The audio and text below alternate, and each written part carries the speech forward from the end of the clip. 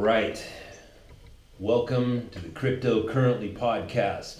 My name is Pete Dobson, and I'm very excited to be talking about cryptocurrencies. As a former currency trader, I was a licensed trader on the New York Mercantile Exchange, the London Forex, and the Chicago Board of Trade. And currency trading is a love of mine because it's pure. You're trading on nations, basically. And hundreds of years ago, mankind found the last continent to be explored. And because of mankind's need to explore, and we didn't have any more continents to go look for, we created our own. We created a new one in the internet, and it's still this young, burgeoning place that we've created, and now we're exploring it.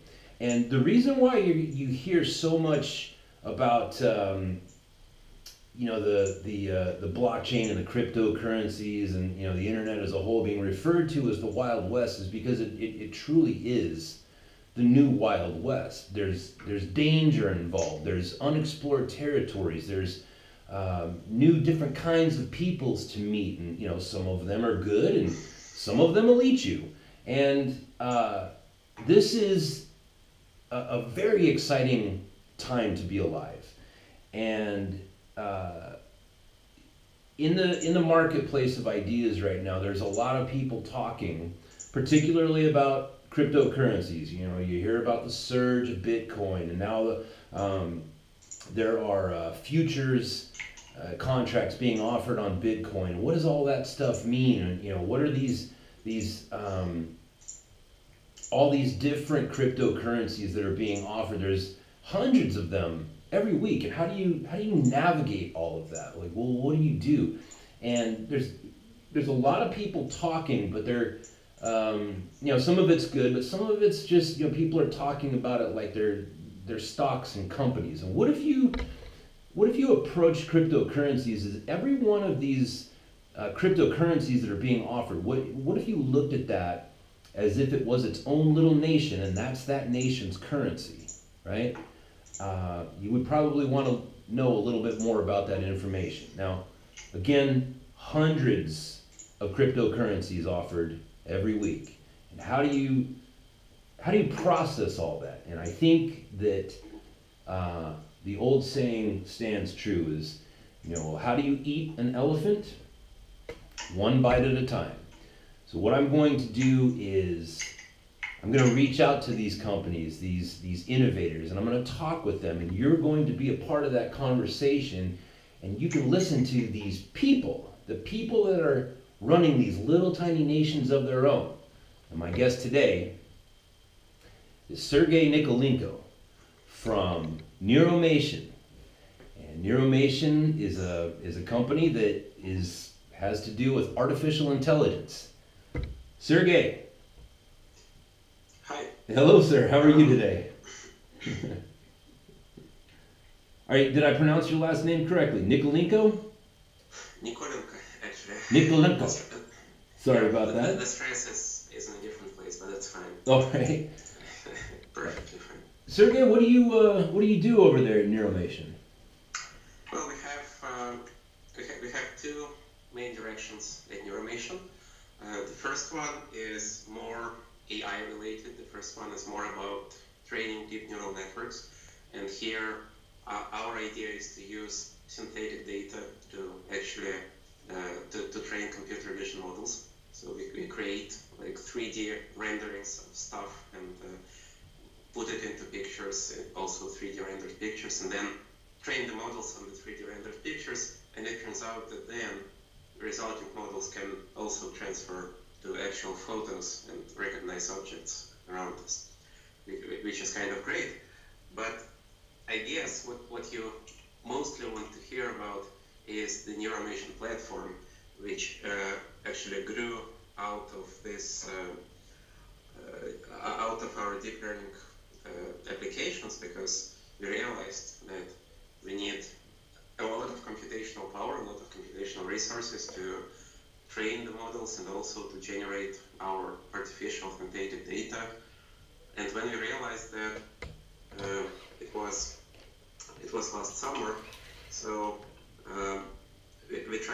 course, first we tried to buy some video cards, some GPUs, and it turned out that they are all bought by cryptocurrency miners.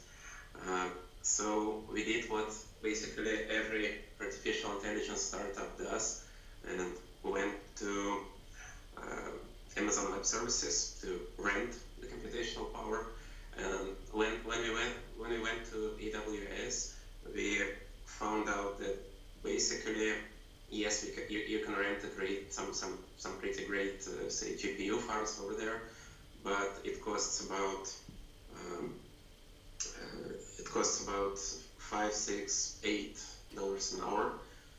And then we went and we spoke to the miners who were buying up all the GPUs, and we found out that they are making $5, $6, $7, $8 a day.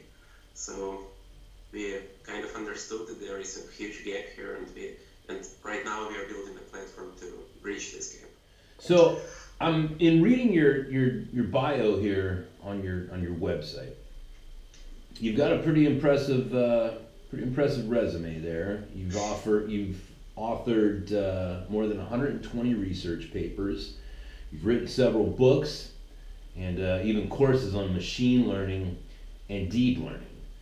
So are those two things, machine learning and deep learning, are those both things that are going to be a major component in what you people are trying to accomplish over there at Neuromation? Of course. And how? Yeah, so I was just getting to this, yeah. Sorry for a long-winded No, please. No, listen. Sergey, listen, I appreciate that because I want you to do most of the heavy lifting in this conversation. The problem that I'm trying to solve here, right, is that, okay, Neuromation is a company, it's got people behind it, people that are way smarter than me, and they're trying to figure out a problem. And right now, they're saying, hey, buy these tokens so that we can have some money so that we can accomplish this solving of a problem that we see here. Now, I have a problem on my end that I'm trying to solve, and that is there's a lot of information about there, and people, they want to make money, they want to be a part of something that is kind of, sort of transcendent, if you will. If they can be a part of a company that pushes humanity forward, then there's a lot of gratification in that. The problem is that nobody's actually talking to the Sergeys of the world. Nobody's sitting down and saying, well, what are you doing over there? And yeah, you're way smarter than me. Can you please explain it to me in a way that I can understand? And I think that when you have as much information as you can, good, reliable information, then you can approach putting your money down with a lot more confidence and saying, yeah, okay, Neuromation, artificial intelligence, that's a thing that I've heard before, and I believe that artificial intelligence is going to be something that mankind grows in leaps and bounds in the foreseeable future. So let's figure out, what does this stuff mean? How can I be a part of it? Better yet, how can I make some money off of it? Wait a minute. Say that whole thing over again. Yeah, sorry. No, you were fine. But I think you just made the problem clear for me, and I need you to put another coat of paint on that so I can see it a little clearly. Okay, so the main business idea, the main idea of where the money comes from in the Neuromation platform came when we realized the huge gap between the money that miners make by mining, say, Ethereum on their mining pools, and the kind of money people have to pay to rent the same kind of resources from, say, Google Cloud. Okay, all right. And the gap is by basically an order of magnitude. So on Amazon Web Services, you can rent a computer with several GPUs for, say, $7 an hour. I'm not making any claims. I haven't looked it up, but about that. Okay, all right, $7 an hour. And if you take the very same computer with the same number and the same kind of GPUs, and you utilize it to mine cryptocurrencies like Ether or Litecoins or whatever they mine with GPUs now, you get the same $7, but not an hour, but rather like in a day. In a day, okay. So it's actually a difference of 10 times, 20 times the money, and so this is a business opportunity for us. Okay, so this is the gap that we plan to bridge with the Neuromation platform. Okay. So what we plan to do, what the platform is about, is we are partnering with the miners, with the mining pools, to rent out their resources, right? For them, there is no difference. They can use their GPU farms to mine Ether, or they can use their GPU farms to train neural networks.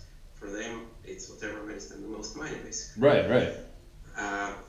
But at the same time, we can pay them, say, 25% more than they make by mining, and they would be very happy to switch. On the other hand, there are lots of researchers, lots of practitioners, lots of people who need to train the models, who need this power, and they want to rent this kind of hardware. Right. And for them, we can provide a cheaper price than they can get on the cloud-based solutions. So the actual data transfer, I think, is way ahead of us. Okay. Okay. The data transfer is basically, from the point of view of artificial intelligence, we can treat it as solved. There is no problem to, well, it would take some time to transfer a terabyte from here, from Russia to the United States, but it's not a huge time, and that's fine. But the problem, another problem that we are solving at Neuromation is where will the data actually come from? Okay. So it's the problem of generating the data, not the transfer. Oh, okay. So for example, it's the same with Bitcoin. Actually, there is no problem to transfer Bitcoins. That's what they are designed for, and they facilitate money exchange. But the problem is how to generate them, right? So the emission of new Bitcoins takes a lot of power. And that's what the miners do. Let me move to the actual example of what we do with this. Please, yeah. We have a large project, and this is actually our main project in AI right now. We have a large project to recognize items on the shelves of supermarkets. Okay.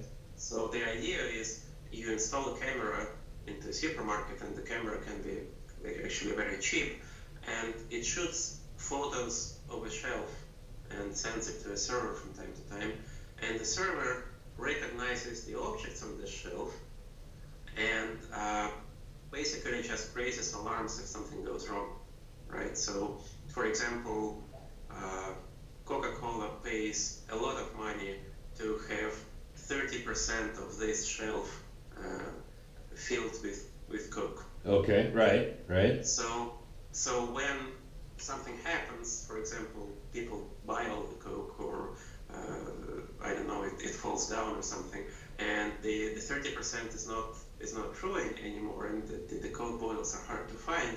That's when the system should raise an alarm, and people should restock it. All right, so now you are speaking my language. Okay, so Coca-Cola pays Kroger Foods a ton of money every year to have a certain amount of space, because that space of just, red and white paint is in itself a marketing tool. It's a branding way to get it inside of people's heads. And if 50% of the 30% of space that they bought is gone, and that is space that they have paid for and are now they are they're hemorrhaging money in that case, because they're not getting what they paid for.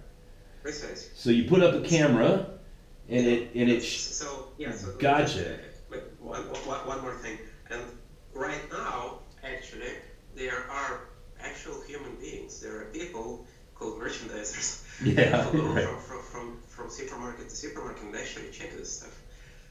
Okay. Yeah. And this is I don't know. This is something human beings should not be doing. Okay, this is something that we can and should automate. So Okay. so yeah, and it would also, of course, make it much more efficient, because when you have human merchandisers going from store to store, they can only go to any given store like once a day or once every few days.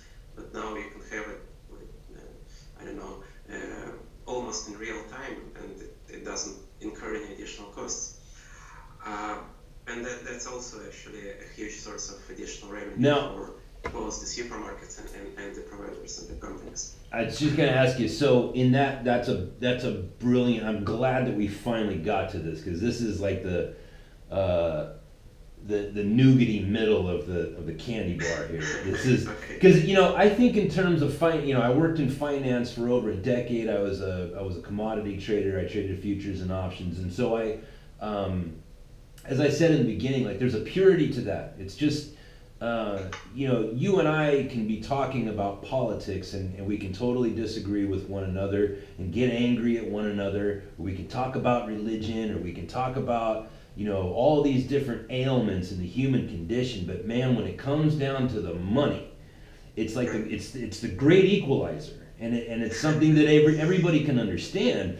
And so this example, this real-time example of Coca-Cola, they spend a ton of money to keep the image of their product in people's brains, and there's an inefficiency in there, and it's called the guy that's got to drive down to the store 3 times a month to check, and it's like that's inefficient. So now we're talking about money, and this is and you're solving a problem that protects the client and encourages the consumer. So in that example of Coca-Cola, how many if we had an infinite amount of time, or let's say we had 10 hours to talk about it, how many different examples like the Coca-Cola example do you think that you could just rattle off and give me of other things, other projects, and ways that you're looking at it? How many different examples are there like that? Tons, I think hundreds, thousands, of course, specifically at Neuromation.